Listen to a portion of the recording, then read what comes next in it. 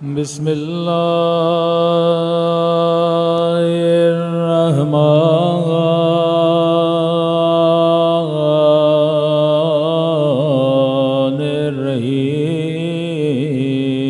الرحيم الحمد لله رب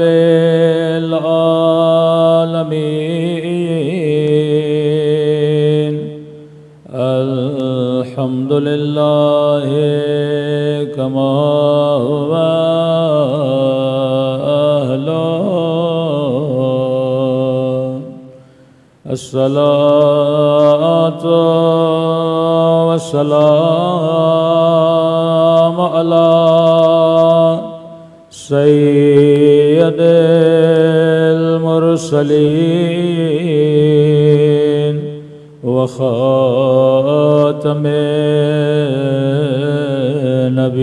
النبيين أبي القاسم محمد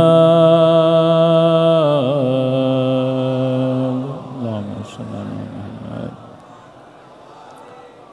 وعلى آله الطيبين الطاهرين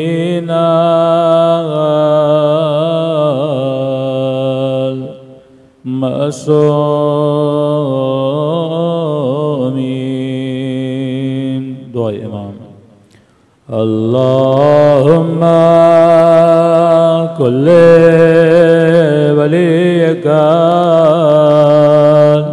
حجت ابن الحسن صلواتك عليه وعلى آبائه في هذه الساعة وفي كل وليا وحافظا وقائدا ودليلا وأنا حتى تسكنه أرضك وتمتعه فيها طويلا برحمتك يا أرحم الراحمين صلوات پڑھے محمد وعلى بسم اللہ الرحمن الرحیم رب اشرح لی صدری ویسر لی امری واحلل عقدۃ من لسانی یفقہوا قولی اما بعد فقد قال سبحانہ وتعالی یا ایہا الذین آمنوا اتقوا اللہ وکونوا مع الصابرین صلوات پڑھے محمد وعلی محمد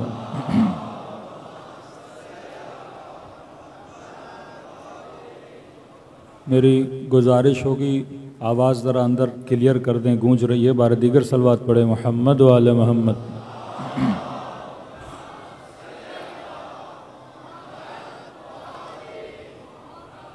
پروردگار عالم اس ماہ محرم میں ہم سب کی عزاداریوں کو عبادتوں کو اپنی بارگاہ میں قبول فرمائے اور جو مقصد حیات لے کر فرش عذاب پہ تشریف لاتے ہیں خدا ان مقاصد میں بھی ہم سب کو کامیابیاں نصیب فرما دے عرض کر رہے تھے کہ معاشرے کی اصلاح بطریق کردار حسین اور اصحاب حسین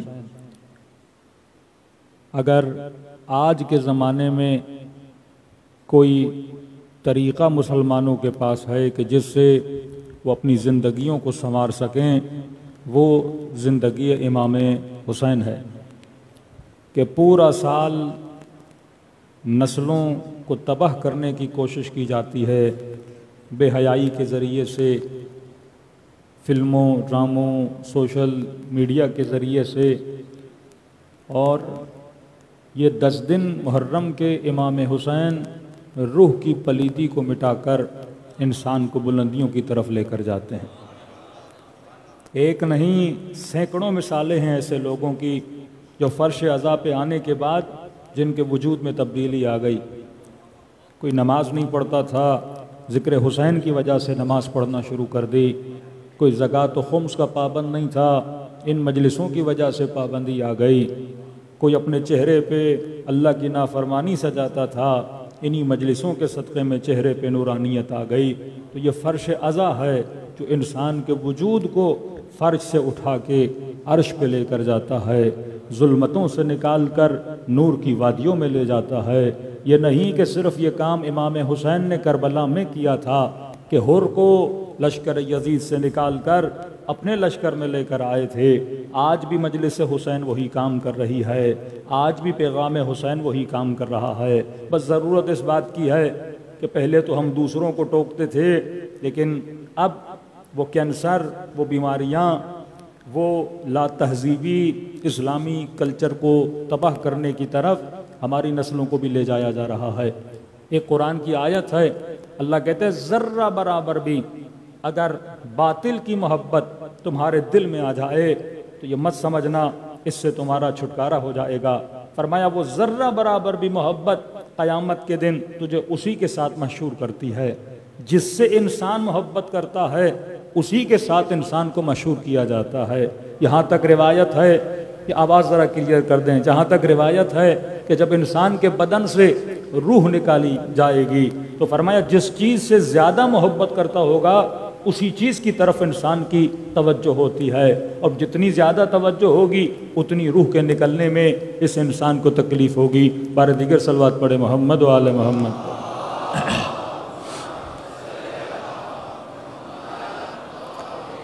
یہ آج لاؤڈ کی سیٹنگ خراب ہے، میرے گلے کو بھی کھینچ رہا ہے۔ بار دیگر صلوات پڑھے محمد و آل محمد۔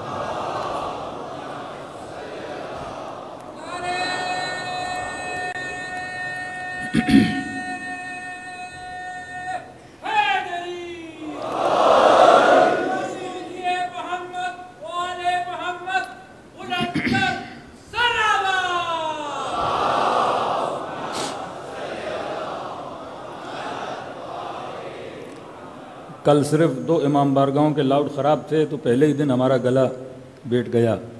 تو یہ بھی حکمت اور عقل ہے، کیونکہ خطیب کو مجمع کے ساتھ اگر کوئی چیز کنیکٹ کرتی ہے وہ لاؤڈ ہے، جس طرح اللہ سے بندے کو کنیکٹ امام کرتا ہے۔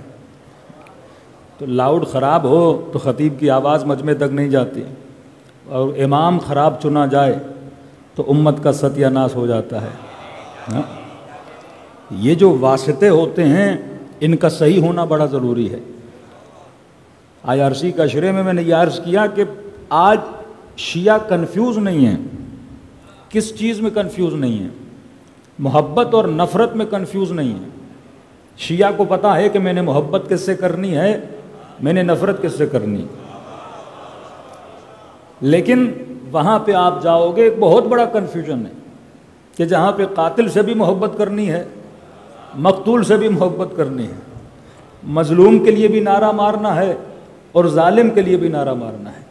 یہی نعمت امام حسین ہے کہ کم از کم اہل بیت نے خط کو واضح کر دیا، کم از کم یہ کنفیوژن ختم ہو گیا کہ بھائی میں نے اگر انتخاب کرنا ہے تو معیار کیا ہونا چاہیے۔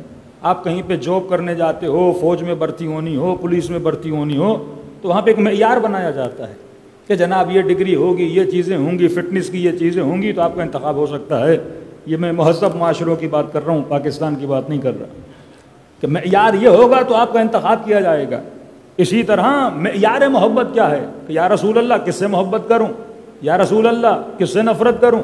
اب 2 ہی معیار ہیں، یا بولا جائے کہ محبت اس سے کی جائے گی جو اصحاب سے محبت کرے، یا بولا جائے گا محبت اس سے کی جائے گی جو اہل بیت سے محبت کرے۔ اب دونوں معیاروں کو اگر پریکٹیکل لے کر آپ آگے چلیں گے تو آپ پھنس جائیں گے کہ یہ تہمت لگائی جائے کہ مثلاً شیعہ توہین اصحاب کرتے ہیں۔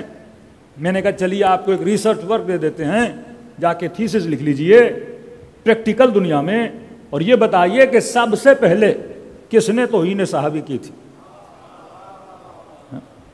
سب سے پہلے کس نے صحابی کو قتل کیا تھا؟ سب سے پہلے کس نے صحابی کی بیوی کے ساتھ زیادتی کی تھی؟ سب سے پہلے کس نے صحابی کے ہاتھوں میں رسیاں ڈالی تھی؟ سب سے پہلے کس نے رسول کے صحابی کو نبی کے شہر سے باہر نکالا تھا؟ تو اب معیار کیا بنے گا؟ اگر معیار محبت اصحاب بنا تو سوال یہ ہے کہ اب اگر دو اصحاب آپس میں لڑ پڑیں تو میں کس سے محبت کروں؟ انسان کنفیوز ہو جائے گا. لیکن اگر معیار محبت علی بنا، معیار محبت حسنین بنا، تو یہ معیار بڑا ایزی ہے، کیونکہ آپ کو پہلے امام سے لے کر 11ویں امام تک کوئی معصوم آپس میں لڑتا ہوا نظر نہیں آتا. کہیں پہ نہیں دکھا سکتے کہ حسن کی امام حسین سے لڑائی ہوئی ہو، کہیں پہ نہیں دکھا سکتے امام زین العابدین کے لیاذ باللہ امام حسین کے ساتھ اختلاف ہوا ہو. کا قاما وقعدا، اگر کھڑا رہے تو بھی امام ہے، اگر بیٹھ جائے تو بھی امام ہے. جب امام حسن نے صلح کی تو کئی لوگ گئے امام حسین کے پاس کہ آپ کے بھائی نے صلح کی ہے، آپ تلوار اٹھائیے، ہم آپ کے پاس چلنے کے لیے تیار ہیں. امام حسین نے کہا کیسی باتیں کر رہے ہو، حسن جس طرح تیرا امام ہے اسی طرح سے حسین کا امام ہے. کہیں پہ اختلاف نہیں ملتا. لیکن جمل میں آؤ، علی اور زبیر کا آمنا سامنا، علی اور طلحہ کا آمنا سامنا. صفین میں آؤ، ادھر بھی صحابی ادھر بھی صحابی. نہروان میں آؤ تو یہاں بھی ہو وہاں بھی وہ ہیں. تو اختلاف اصحاب میں تو ملتا ہے لیکن اختلاف اہل بیت میں نہیں ملتا. تو لہٰذا ایزی طریقہ یہ بنا کہ میں معیار محبت اسے بناؤں جہاں مجھے اختلاف نظر نہیں آتا، اور جس کی قرآن بھی تائید کرتا ہے کہ قل لا اسألکم علیہ اجرا الا المودۃ فی القربى، کہ حبیب انہیں کہہ دیجئے کہ ہم کچھ بھی نہیں چاہیے، بس اگر چاہیے تو محبت محمد اور آل محمد چاہیے. ارے دوسری دلیل آپ کو دے دیتا ہوں. غدیر خم میں ہاتھ کو بلند کر کے کہا کہ من کنت مولا ہو فہذا علی مولا. چاہے مسلمانوں کی تفسیر کو مان لیا جائے کہ من کنت مولا کا ترجمہ یہ ہے کہ میں محمد سے جو محبت کرتا ہے وہ علی سے محبت کرے، مجھ محمد کو جو دوست رکھتا ہے وہ علی کو دوست رکھے. تو کم از کم حق و باطل کا معیار بناؤ تو علی کی دوستی کو بناؤ. جو علی کا دوست ہے وہ حق ہے، جو علی کا دشمن ہے وہ باطل ہے. صلوات پڑھے محمد وآل محمد پر.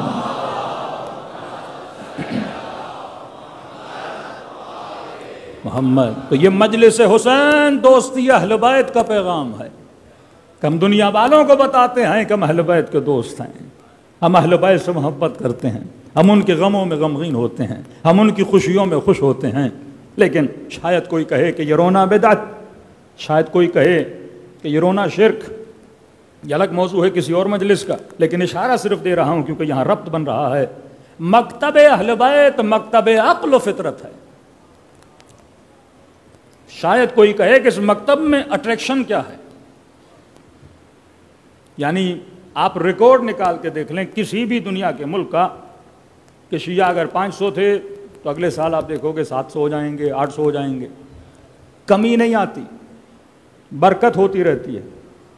کسی گاؤں کا ریکارڈ اٹھا لیں، یا آج سوشل میڈیا پہ کئی ایسے جوان کچھ کھلم کھلا اظہار کرتے ہیں، کچھ سپورٹ میں نام یا نہیں لوں گا ان کے لیے مسائل نہ کریٹ ہو جائیں. یعنی یہ بغاوتیں اگر کہیں پہ آپ کو نظر آتی ہیں اہل بیت کے چاہنے والوں میں نظر نہیں آتی. یہ سوالات کرنا کہ بھائی یہ کیا ہوا، فلاں جناب مقدس کیسے بن گئے، تاریخ اسلام اتنا بڑا واقعہ کیسے ہو گیا، یہ فقہی مسائل کے لیے آپ کا کیا حکم ہے. کہ تیجانی سماوی صاحب اپنی کتاب میں کہتے صرف ایک فقہی مسئلے کی وجہ سے میں نے کئی لوگوں کو شیعہ بنایا. مطلب فقہ اہل بیت میں بھی اتنی اٹریکشن ہے کیونکہ یہ فقہ عقل اور فطرت کے ساتھ جڑی ہوئی فقہ ہے. آپ کے مسائل عقل و فطرت کے ساتھ جڑے ہوئے مسائل ہیں. اور دوسری جگہ پہ کچھ ایسے مسئلے ہیں جن کا تعلق نہ عقل سے ہے نہ فطرت سے ہے. کون سا مسئلہ؟ سماوی صاحب فرماتے ہیں کہ صرف یہ دودھ پینے کا مسئلہ، رضاعت کا مسئلہ، کہ اگر کوئی بڑا آدمی سانڈ جتنا ہو جائے اور کسی خاتون کا دودھ تھوڑا سا پی لے تو کہتے ہیں یہ اس کا بیٹا بن جاتا ہے. کئی ایسے بچے، ماں نہیں تھی 5 منٹ کے لیے کہیں چلی گئی اور بچہ روئے جا رہا ہے اور کسی خاتون نے اسے دودھ پلا دیا. اب کہا کہ یہ آپ کا کیا بن گیا؟ بیٹا بن گیا. فقہ اہل بیت میں فرمائے بچہ اتنا دودھ پیے کہ جس دودھ سے اس کا خون اور گوشت بنے، کم از کم 7 مرتبہ 8 مرتبہ یعنی 1 پیٹ 2 پیٹ 3 پیٹ یعنی 6-7 پیٹ اس کے بھرے اس دودھ سے، تب جا کے یہ کیا بنتا ہے؟ بیٹا بنتا ہے۔ اب ایک جناب نے بچپن میں 1 مرتبہ مثلاً دودھ پی لیا تھا، شادی ہو گئی، بچے ہو گئے، اب بڑا ہوا تو اسے مسئلے کا پتہ چلا، تو مفتی صاحب نے کہا کہ بھائی آپ نے تو اپنی بہن سے شادی کر لی ہے، اب یہ جائے تو کہاں جائے؟ اب اس نے پورے عالم اسلام میں چکر مارا کہ کوئی تو ایسی فقہ ہوگی، کیونکہ یہ مسئلہ میری سمجھ میں نہیں آ رہا، اب حدیث رسول ہے تو ماننا پڑے گا، حکم قرآن ہے تو ماننا پڑے گا، لیکن اس نے سوچا کہ یہ کہاں پہ آیا ہے کہ میں نے فقہ اگر لینی ہے تو صرف ابو حنیفہ سے لینی ہے، میں نے فقہ لینی ہے تو امام حنبل سے ہی لینی ہے، میں نے فقہ لینی ہے تو مثلاً امام مالک سے ہی لینی ہے، اور یہ کہاں لکھا ہے کہ ہم فقہ اہل بیت سے لے ہی نہیں سکتے؟ یہ کون سی قرآن کی آیت ہے جس میں یہ لکھا ہے کہ آپ فرزند رسول سے فقہ نہیں لے سکتے لیکن دوسروں سے فقہ لے سکتے ہو؟ تو اس نے کہا میں نے چاروں فقہوں کی اسٹڈی کی، اور جب فقہ امام جعفر صادق علیہ الصلوۃ والسلام کو پڑھا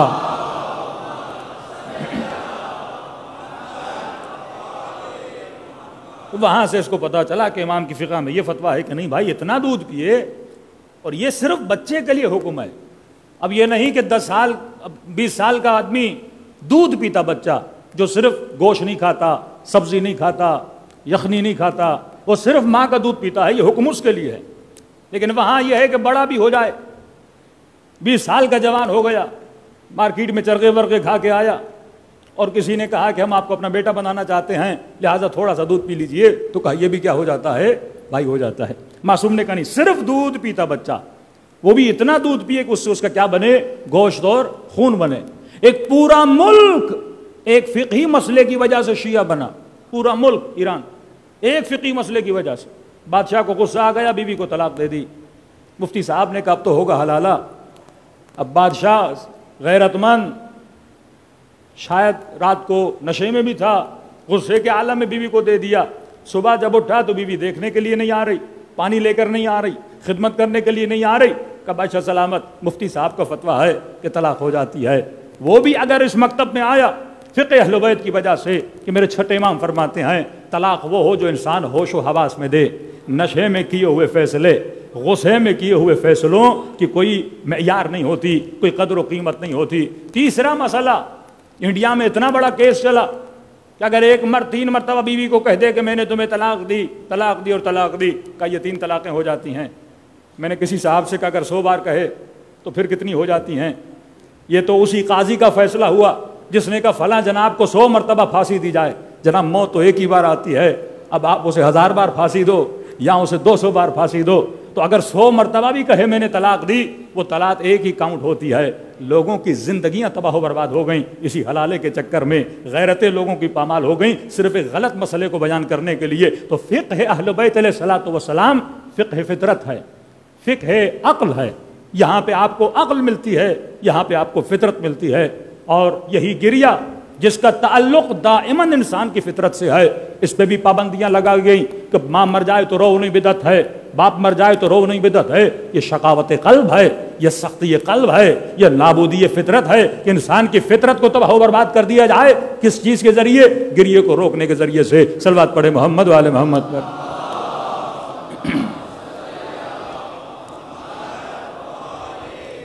اب یہاں پہ تھوڑا سا آج گریے پہ گفتگو ہو جائے، اور ایک قرآن کی آیت جس سے یہ ثابت ہو جائے کہ گریے امام حسین عین مطابق قرآن، یہ گریہ حق بھی ہے، یہ گریہ فطرت بھی ہے، یہ گریہ عقل بھی ہے، اور یہ حکم شریعت میں اس کی کوئی پابندی نہیں ہے۔ علماء فرماتے ہیں کہ گریے کی احادیث کی روشنی میں کہ انسان اگر کسی چیز کا اظہار کرنا چاہے تو اظہار کرنے کے 3 طریقے ہوتے ہیں۔ پہلا طریقہ قولی، مثلاً آپ خوش ہیں، آپ زبان سے کہو گے آج میں بڑا خوش ہوں۔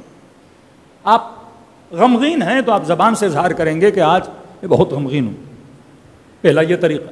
دوسرا طریقہ ہے کتبی، کہ کئی لوگ ہیں وہ صحیح سے بیان نہیں کر سکتے لیکن لکھتے بڑا اچھا ہیں، جیسے 14 شعبان کو کہتے ہیں عریضہ لکھو، مطلب اگر دل کی باتیں زبان سے بیان نہیں کر سکتے تو لکھ کے بیان کرو۔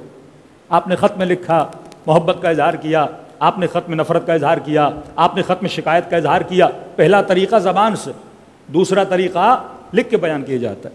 تیسرا طریقہ ہے نہ کتبی ہے نہ قولی ہے، نہ لکھ کے بیان کرنا ہے نہ کہہ کے بیان کرنا ہے، اور جو بہترین طریقہ ہے وہ کہتے ہیں چہرے سے اظہار کرنا۔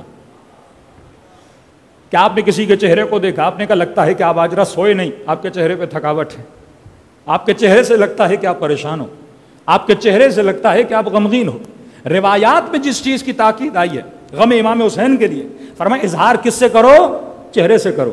کہ امام رضا فرماتے ابن شبیب جب محرم کا چاند نظر آتا تھا تو میں پہلی محرم سے 10 محرم تک اپنے بابا کے چہرے کو غمگین پاتا تھا، میرے بابا ہنسنا چھوڑ دیتے تھے۔ حالانکہ اہل بیت کے لیے مشہور ہے کہ ان کے چہرے پہ ہمیشہ مسکراہٹ ہوتی تھی، ایک بندہ جب بھی جس سے ملے مسکرا کے ملے، اور اچانک اس کی مسکراہٹ گم ہو جائے تو ہر بندہ پوچھتا تھا فرزند رسول کیا ہوا ہے، تو پھر فرماتے تھے آج محرم کا چاند نظر آیا، میرے جد حسین کو پیاسا مارا گیا، بے کفن مارا گیا۔ تو اظہار کرتے تھے کس کے ذریعے سے؟ چہرے کے ذریعے سے۔ اب روایات میں آتا ہے کہ جو اظہار اشک ہے، جو انسان کا آنسو گرتا ہے، یہ 7 طرح کے آنسو ہیں، ہر آنسو کی تعریف نہیں کی گئی۔ کچھ آنسو ایسے ہیں جس کی مذمت ہے، کچھ آنسو ایسے ہیں جس کی مدح ہے۔ اب یہ مکتب اہل بیت، یہ مکتب عقل، یہ مکتب فکر، یہ مکتب فطرت بتائے گا کہ کون سا آنسو، یا مفتی نے فتویٰ دے دیا کہ ہر آنسو جو ہے وہ منع ہے۔ بھائی توبہ کے بھی تو آنسو ہوتے ہیں، کون سا آنسو اچھا ہے کون سا آنسو برا ہے؟ تو فرماتے ہیں پہلا آنسو جو مذمت میں ہے، فرمایا وہ ہے اشک عجز، ڈر کا آنسو۔ انسان جب عاجز ہو جاتا ہے اس وقت کا آنسو۔ جناب میثم تمار زندان میں تھے، روئے نہیں۔ جناب کمیل دعائے کمیل میں تو روئے، لیکن دشمن کے مظالم پہ کبھی روئے نہیں۔ جناب ہانی ابن عربہ ابن زیاد کی جب دربار میں گئے، اتنا ظلم ہوا، کبھی نہیں روئے۔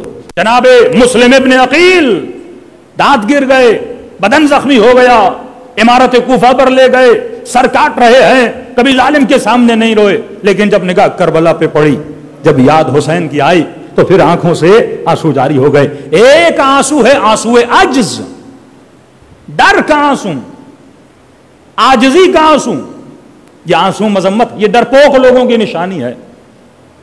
مامون کا بھائی امین کہتے ہیں جب اسے زندان میں ڈالا گیا، 2 کتابیں ہیں، ایک ہے شیخ عباس قمی کی منتہی الاعمال، ایک ہے تتمۃ الاعمال۔ یہ کتابیں جوان پڑھیں، اس میں بڑے اچھے واقعات ہیں تاریخ کے جس سے آپ بہت کچھ سیکھ سکتے ہیں۔ تو یہ خود منتہی الاعمال تتمۃ الاعمال میں لکھتے ہیں کہ جب زندان میں اسے لے گئے تو اندھیرا تھا بہت زندان میں، امین بڑا فاسق تھا، فاجر تھا، عیاش تھا، بھائی اس کا مامون سوتیلے بھائی تھے ایک ہی باپ سے، تو اس کو پکڑ کے جب زندان میں ڈالا گیا تو کہتے زندان میں سے کچھ نظر نہیں آ رہا تھا، لیکن آہستہ سے جب پٹی کھلی تو اس کی نگاہ پڑی، اس کا اپنا ہی غلام تھا احمد ابن سودا، تو کہا کہ تم بھی یہاں ہو؟ کہا مجھے بھی زندان میں ڈالا گیا ہے۔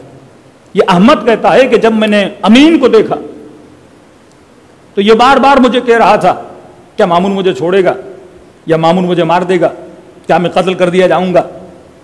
کہتا پوری رات زندان میں یہ کانپ رہا تھا، آنکھوں سے آنسو بہ رہے تھے۔ میں نے کہا نہیں بھائی آپ خلیفہ کے بھائی ہو، آپ کو کون قتل کرے گا؟ کہا نہیں شاید مجھے مار دے، کیا میں بچ جاؤں گا؟ کہا کہ خوف کی وجہ سے یہ زندان میں کانپ رہا تھا۔ میں نے کہا کہ امین نصف شب ہے، ہو سکتا ہے کہ صبح مجھے بھی پھانسی ہو جائے، میں نماز شب تو پڑھ لوں مرنے سے پہلے۔ یہاں شیخ عباس قمی، علامہ مجلسی، بڑے بڑے علماء نے جب یہ کتابیں لکھیں تو جب کوئی واقعہ لکھتے تھے تو ساتھ میں ایک بریکٹ کھولتے تھے۔ صاحب کتاب نے لکھا کہ یہ امین کا وزیر تھا، لیکن کہا کہ حسین کے ماننے والوں، اے علی کے ماننے والوں، ایک فاسق کا وزیر ہے، لیکن یہ جب علم ہوتا ہے کہ صبح موت آنے والی ہے وہ زندان میں اپنی نماز شب کو نہیں چھوڑتا۔ تم تو حسین ابن علی کے ماننے والے ہو، تم تو زینب کبریٰ کی ماننے والی ہو، تو کہا تم کیسے نماز شب کو چھوڑ سکتے ہو؟ میں نے کہا مجھے نماز شب پڑھنی ہے۔ کہا خوف کی وجہ سے یہ کانپ رہا تھا اور کہنے لگا مجھے سردی لگ رہی ہے، مجھے اپنی باہوں میں لے لو، خوف کی وجہ سے۔ کہتا تھوڑی دیر میں نے اسے اپنی باہوں میں لیا، اب میں نے کہا مجھے نماز تو پڑھنے دو، کہ نماز بھی پڑھنی ہے تو میرے ساتھ کھڑے ہو جاؤ، کہیں ایسا نہ ہو کہ تم دور جاؤ گے مجھے خوف آئے گا۔ کہ اتنے میں سپاہی زندان میں آئے اور امین کو لیا، یہ فریاد کرنے لگا کہ ارے میں ابن عم رسول ہوں، رسول کے چچا کا بیٹا ہوں، ارے میں آل رسول سے ہوں، مجھے کیوں قتل کر رہے ہو، ارے میں مامون کا بھائی ہوں، خلیفہ کا بھائی ہوں، مجھے کیوں قتل کر رہے ہو، فریادیں کرنے لگا، ہے کوئی مجھے بچانے والا، ہے کوئی مجھے اس کے چنگل سے نکالنے والا، اور آخر میں اس کا گلا کاٹ دیا گیا۔ یہ کون سا گریہ ہے؟ یہ عجز کا گریہ ہے، یہ ڈر کا گریہ ہے، جو ممدوح نہیں ہے، مذموم ہے۔ اچھا مامون تو دور کی بات ہے، یہاں پہ جب مشرف نے نواز شریف کو پکڑا تھا تو پوری قوم نے اس بندے کا رونا دیکھا تھا۔ یہ عجز کا گریہ ہے، یہ خوف کا گریہ ہے۔ کئی لوگ ہیں زندان میں جاتے ہیں روتے نہیں ہیں، اور کئی لوگ ہیں ہتھکڑی لگتے ہی وہ رونے لگ جاتے ہیں۔ اس سے انسان کی شخصیت کا پتہ چلتا ہے کہ انسان بہادر کتنا ہے اور انسان ڈرپوک کتنا ہے۔ تو پہلا گریہ گریہ عجز ہے۔ دوسرا گریہ گریہ تزویر ہے، یہ بھی مذموم ہے، اہل بیت نے اس کی مذموم کی ہے۔ تزویر کا مطلب دھوکے کا گریہ۔ حیات الحیوان ایک کتاب ہے، اس میں ہم مثال دیتے ہیں مگرمچھ کے آنسو، یہ تزویر کے آنسو ہیں۔ اس میں لکھا ہے ہر حیوان کی صفت کو بیان کیا گیا۔ کہتے ہیں مگرمچھ جب شکار کے لیے نکلتا ہے تو اپنا جفت اپنے مادے کو اپنے ساتھ لے کے جاتا ہے، اور جب شکار کھا کے اس کا پیٹ بھر جاتا ہے اپنے مادے کو اپنی پیٹھ پہ بٹھا کے لے جاتا ہے، اور جب اس کا پیٹ کھا کھا کے بھر جاتا ہے تو یہ بھاری ہو جاتا ہے، اور جب بھاری ہو جاتا ہے تو اسی مادہ کو واپس نہیں لا پاتا۔ کیونکہ واپس نہیں لا پاتا، اس کو وہیں گرا کے مار دیتا ہے، اور مارنے کے بعد اس کے جنازے پہ بیٹھ کے روتا ہے۔ تو کہا یہ گریہ تزویر کا گریہ ہے، یہ گریہ دھوکے کا گریہ ہے۔ رسول خدا نے ایک بندے کو بدر میں پکڑا، اور جیسے پکڑا تو یہ رونے لگا، یا رسول اللہ مجھ سے بڑی غلطی ہو گئی، یا رسول اللہ مجھ سے بڑی خطا ہو گئی، یا رسول اللہ آج کے بعد آپ کے مقابلے میں نہیں آؤں گا، آج کے بعد میں آپ سے لڑنے کے لیے نہیں آؤں گا، یا رسول اللہ میرے چھوٹے چھوٹے بچے ہیں، میں مر گیا تو میرے بچوں کا کیا ہوگا۔ تو نبی نے جب اس کا گریہ دیکھا، رحم دل نبی تھے، رحمت للعالمین تھے، نبی نے معاف کر دیا۔ جنگ احد میں دوبارہ اسے پکڑا، کیونکہ بدر میں جب یہ رو کے نکلا تو لوگوں نے کہا بچ کیسے گئے؟ اس نے کہا جھوٹی کا رو کے میں محمد کے چنگل سے نکل آیا ہوں۔ جس طرح آپ بھی بچپن میں اسکولوں میں رویا کرتے تھے جھوٹی کا، کہ درد ہو نہ ہو بندہ چیخے ماں باپ کے سامنے جھوٹی کا، یہ تزویر کا رونا کہ انسان جھوٹی کا روئے تاکہ میری جان چھوٹ جائے۔ تو اس نے کہا میں ایسے ہی رویا اور میری جان چھوٹ گئی۔ اور جنگ احد میں جب دوبارہ پکڑا گیا اور جیسے پکڑا رسول کے سامنے آیا، پھر سے اسی طرح رونے لگا۔ تو نبی نے فرمایا مومن ایک سوراخ سے دو مرتبہ دھوکہ نہیں کھاتا، اور اسے وہیں پہ سزائے موت سنا دی۔ یہ تزویر کا گریہ ہے۔ پہلا گریہ ڈر کا گریہ، عاجزی کا گریہ، عجز اور خوف کا گریہ۔ دوسرا گریہ تزویر کا گریہ، اس کی بھی مذمت ہے۔ تیسرا گریہ اشک ندامت، پشیمانی کا گریہ، یہ ممدوح ہے۔ جناب نے گناہ کیا، آج پشیمان ہوئے، پروردگارا خطا ہو گئی۔ کسی مومن کے ساتھ ظلم کیا، زیادتی کی، آج ندامت آ گئی، یہ گریہ اچھا ہے۔ اس گریہ کی خدا تعریف بھی کرتا ہے کہ یا مجیب دعوت المضطرین، اے پریشان دلوں کی آوازوں پہ صدا دینے والے، اے گناہگاروں کی آواز پہ لبیک کہنے والے۔ کہ چوتھے امام یہ فرما اللہ کی آواز آتی ہے مجھے گنہگاروں کا رونا اپنے ملائکوں کی تسبیح سے زیادہ پسند ہے۔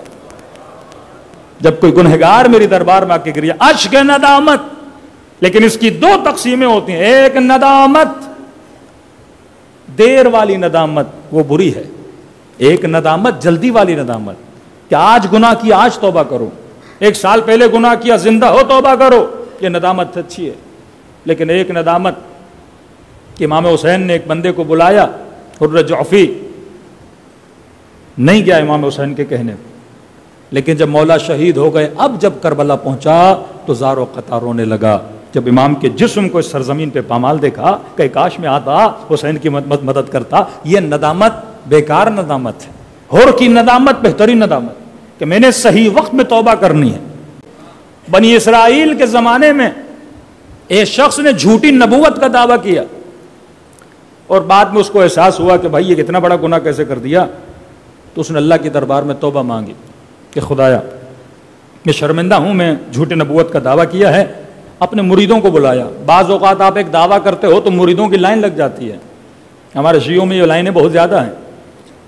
اور پھر مریدوں کو جمع کر کے کہا کہ جناب میں کوئی نبی وبی نہیں ہوں، میں نے جھوٹا دعویٰ کیا تھا۔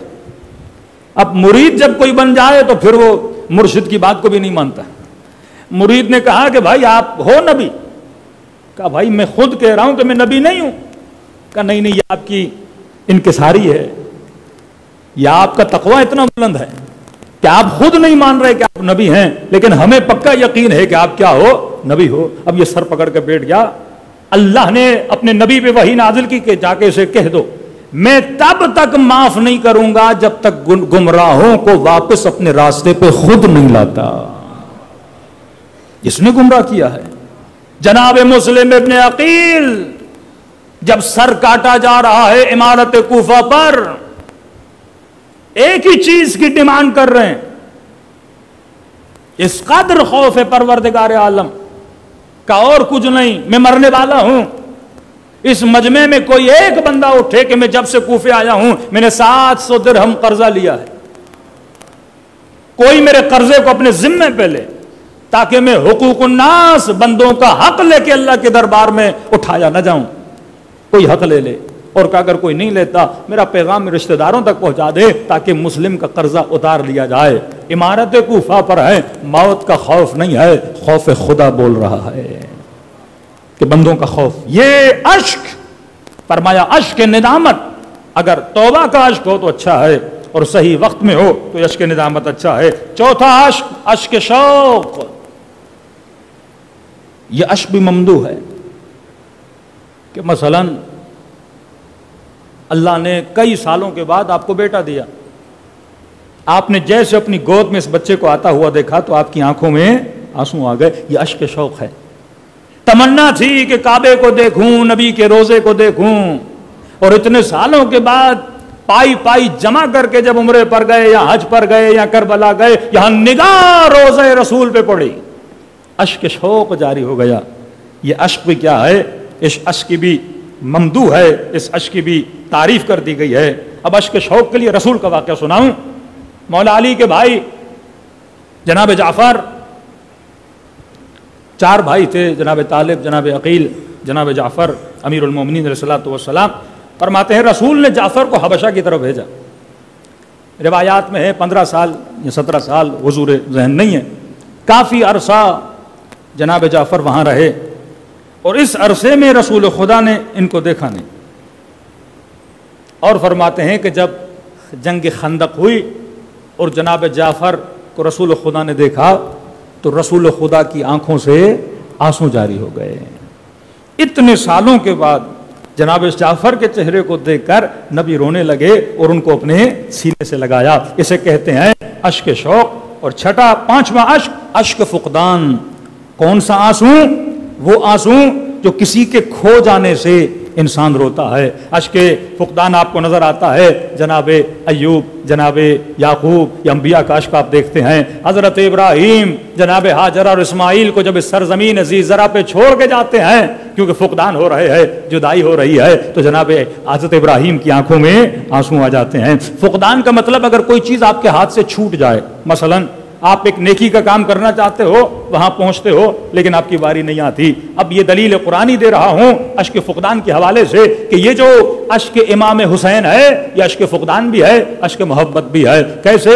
سورہ توبہ آیت 92 یعنی 91 اور 92 آیت میں آپ پڑھیں گے، اس میں خدا یہ بیان کرتا ہے کہ جہاد 4 گروہ ایسے ہیں جن سے اللہ نے جہاد اٹھا دیا ہے، مثلا ضعفاء سے اٹھا دیا، فقراء سے اٹھا دیا، جو مریض ہے اللہ نے مریض سے مثلا جہاد اٹھا دیا ہے، ضعفاء اور مرضى سے اللہ نے جہاد اٹھایا ہے۔ اگلی آیت میں شان نزول بیان کرتا ہے ایک آیت کا، اور یہ عجیب ہے کہ 4 گروہوں کا خدا ذکر کرتا ہے، اور ان گروہوں کا ذکر کر کے 4 ٹولوں کا ذکر کر کے جب 92 نمبر آیت میں پروردگار عالم آتا ہے تو خاص طور پہ ایک آیت خدا نے پڑھی ہے اسی آنسو فقدان کے لیے، کہ جب آپ کو کوئی چیز نہ ملے، آپ نہ پہنچ پاؤ، وہ چیز آپ کے ہاتھ سے چھوٹ جائے اور آپ کی آنکھوں سے آنسو بہنے لگے۔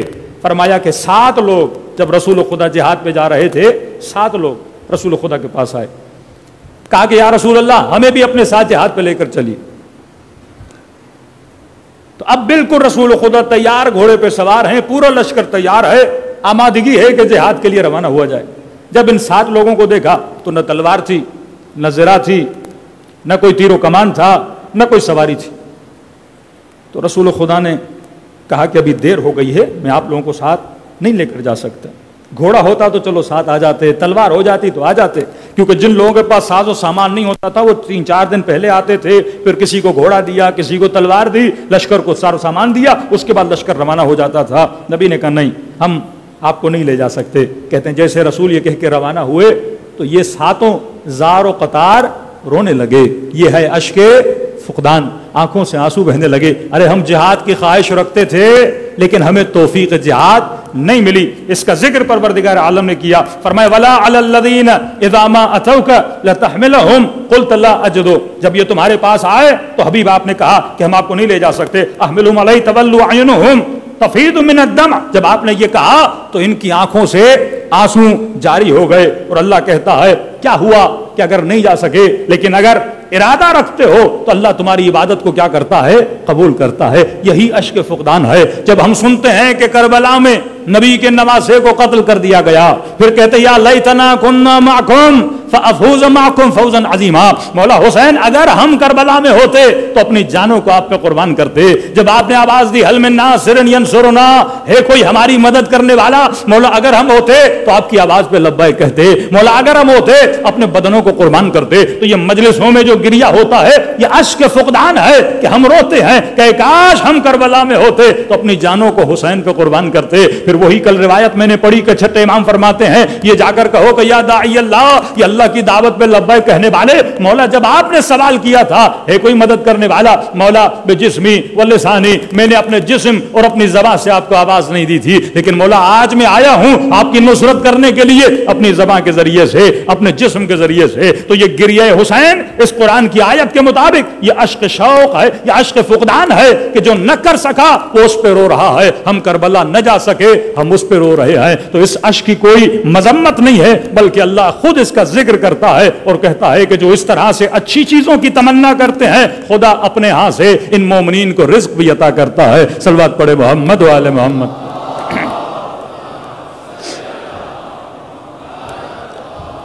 بس وقت بہت گزر گیا، 2 اشک اور ہیں۔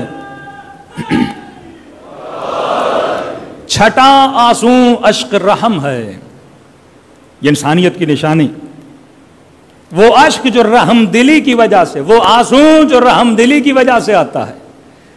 رسول خدا کے بیٹے جناب ابراہیم 18 مہینے کے نبی کی گود میں جان دی اور دنیا سے چلے گئے۔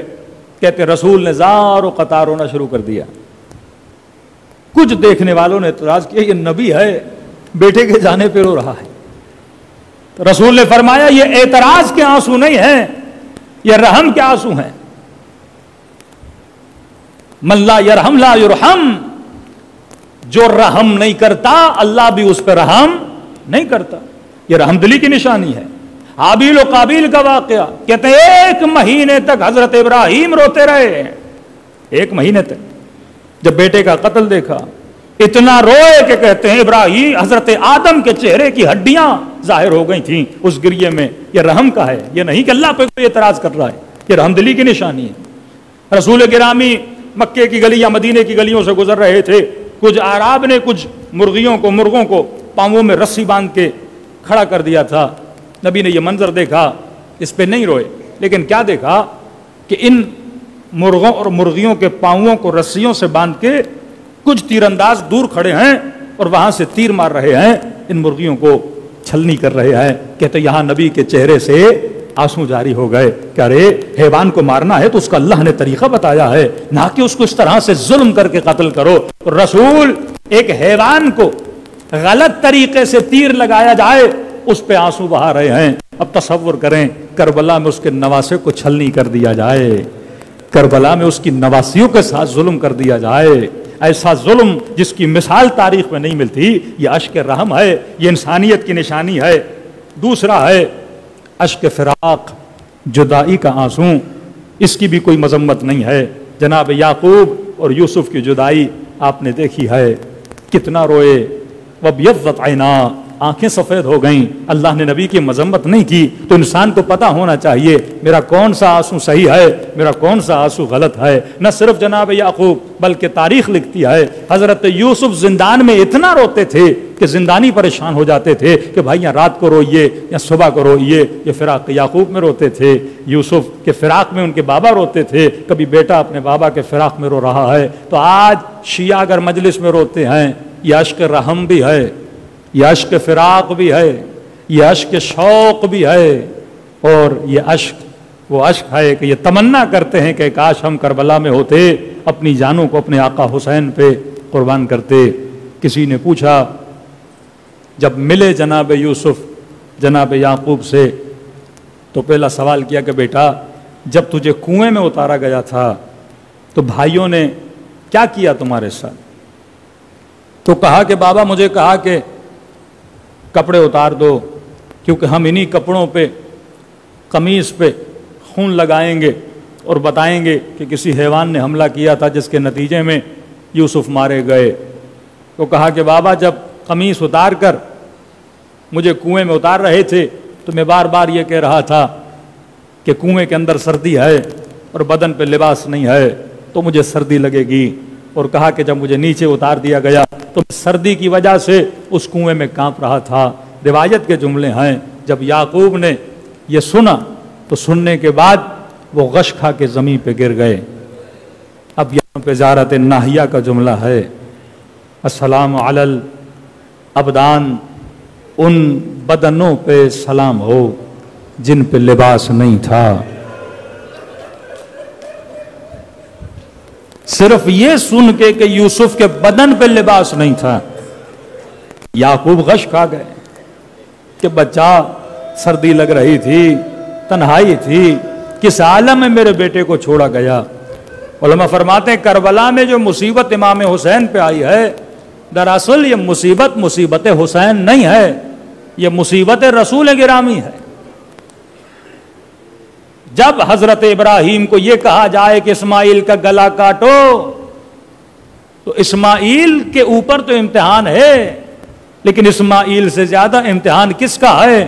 ابراہیم کا امتحان ہے، کیونکہ بیٹے کا گلا کاٹا جا رہا ہے۔ کہ یہ مصیبت امام حسین پر تو تھی، لیکن اس سے زیادہ یہ مصیبت، یہ امتحان کس کے لیے ہے؟ رسول گرامی کے لیے ہے، کہ محمد کے نواسے کا گلا کاٹا جا رہا ہے، محمد کے نواسے کے بدن سے لباس اتارا جا رہا ہے۔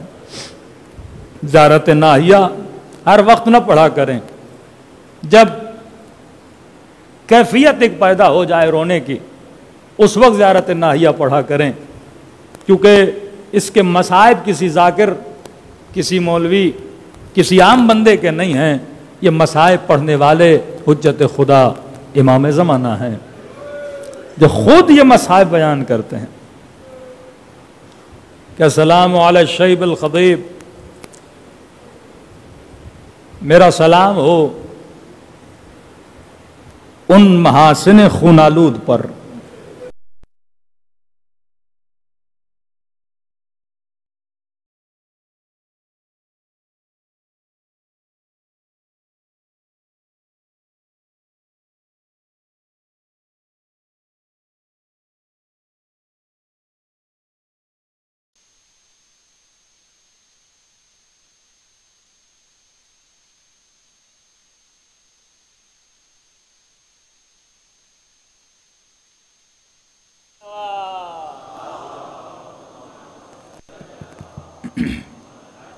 بارہ دیگر صلوات پڑھے محمد و آل محمد۔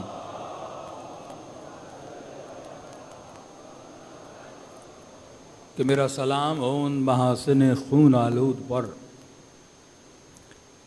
کہا کہ جب صبح سے شام تک لاشیں اٹھا اٹھا کر تھک چکے حسین، وقت غروب قریب تھا جیسے یہ ابھی وقت غروب ہے، تو راوی کہتا ہے کہ حسین ابن علی نے تھکن کو دور کرنے کے لیے، گھٹن کو دور کرنے کے لیے تھوڑی دیر جنگ کا وقفہ کیا کہ تھوڑی سانس لے لیں، پھر دوبارہ جنگ کو شروع کیا جائے۔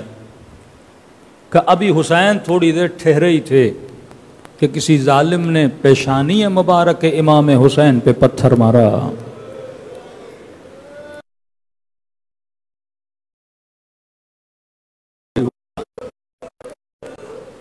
اور یہاں امام حسین نے چہرے سے خون کو ہٹانے کی نیت سے ہاتھ بڑھایا کہ ابھی ہاتھ بڑھا نہیں تھا کہ ہرملا نے حسین کو تیر مارا. راوی کہتا ہے یہ تیر بڑی کوشش کی حسین نے کہ آگے سے نکالیں، لیکن نہ نکلا تو حسین ابن علی نے پیچھے سے اس تیر کو نکالا اور اسی خون کو اپنی داڑھی پہ ملا. یہ وہ منظر ہے جس پہ امام زمانہ سلام کر رہے ہیں. وعلی الخد الطرید، پھر فرماتے میرا سلام ہو اس چہرے پر کہ اب جب خون بہا اور چہرے کی داڑھی پہ خون ملا کہ اب حسین کے بدن میں طاقت نہ رہی، کوئی آنکھوں پہ اندھیری آ گئی اور کہا کہ چہرے کے بل سرزمین کربلا پہ گرے. یا آپ سن رہے ہو امام زمانہ دیکھ کے بیان کر رہے ہیں کہ اے مومن، ان دنوں میں اگر تیرا دل غمگین ہو جاتا ہے تو یہ تیرا کمال نہیں ہے، یہ توجہ قلب امام زمانہ ہے کہ جو ہمارے دلوں پر ہوتی ہے. آغا جعفر مجتہدی فرماتے کبھی کبھی اچانک صبح سے لے کے شام تک روتے تھے، دل مرتبط ہو گیا تھا امام زمانہ سے. اور جب کسی مومن سے ملتے تھے اور پوچھتے تھے آج کون سا دن ہے، اور مومن بتا دیتا تھا قبلہ مثلا آج فلاں امام کی شہادت ہے، تو کہتے تھے میں تبھی کہوں صبح سے ابھی تک میرا دل رو کیوں رہا ہے. جب دل حجت خدا سے مل جاتا ہے تو میرے عزیز اس میں گریہ جاری ہو جاتا ہے. دلوں کو کربلا کی طرف روانہ کریں، سلام کریں اس وجود اور مقدس امام حسین پہ جس کی ذات کی وجہ سے آج ہماری زندگیاں روحانیت میں بدلی ہوئی ہیں. سب مل کے السلام علی الحسین وعلی علی ابن الحسین وعلی اولاد وعلی اصحاب. بلند آواز سے السلام علی وعلی علی ابن وعلی اولاد وعلی صحاب. میرا سلام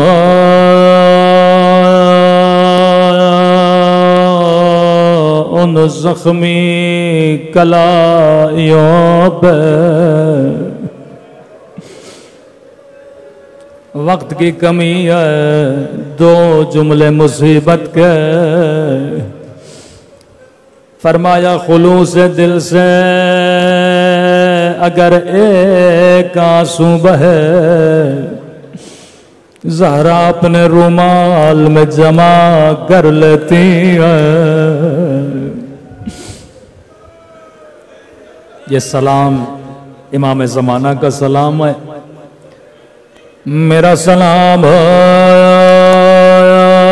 ان زخمی کلائیوں پر جنہیں رسیوں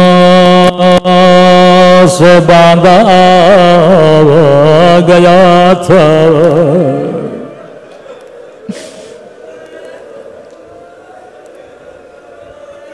اگر کسی عام ذاکر کا سلام ہوتا میں کبھی نہ سوچتا.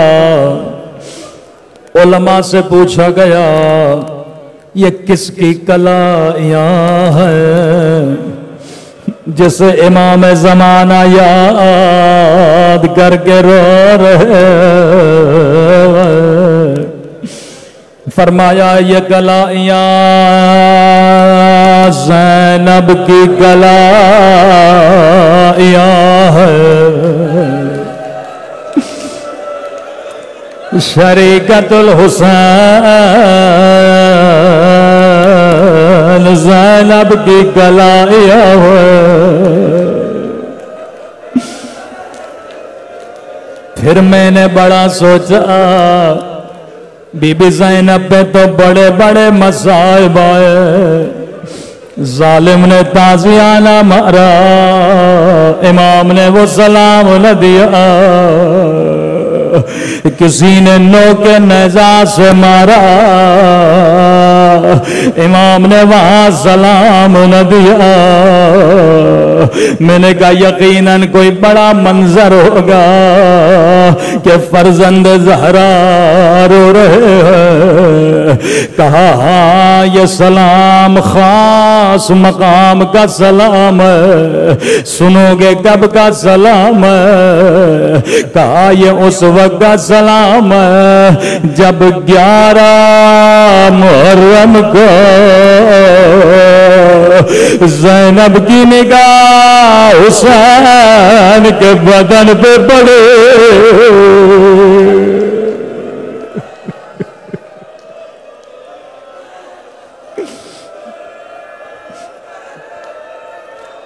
بہت پرانا جملہ ہے، جب نگاہ بھائی کے بدن پہ پڑے، کہا زینب ایسے گری جیسے عباس گھوڑے سے گرے تھے۔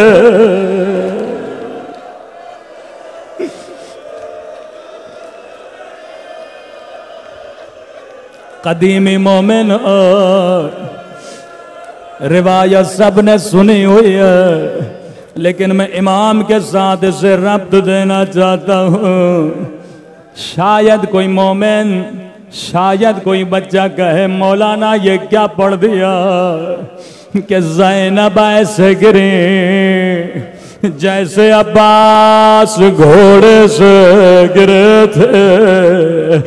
ارے عباس کے بازو سلامت نہیں تھے، زینب کے تو بازو سلامت ہے، بھلا عباس کی طرح کیسے گرے؟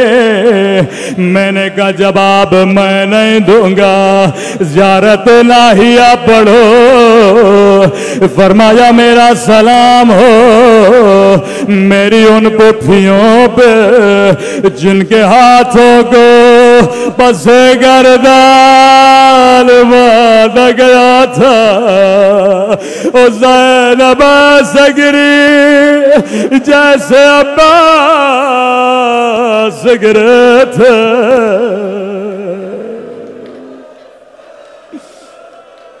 الا لعنت اللہ علی القوم الظالمین۔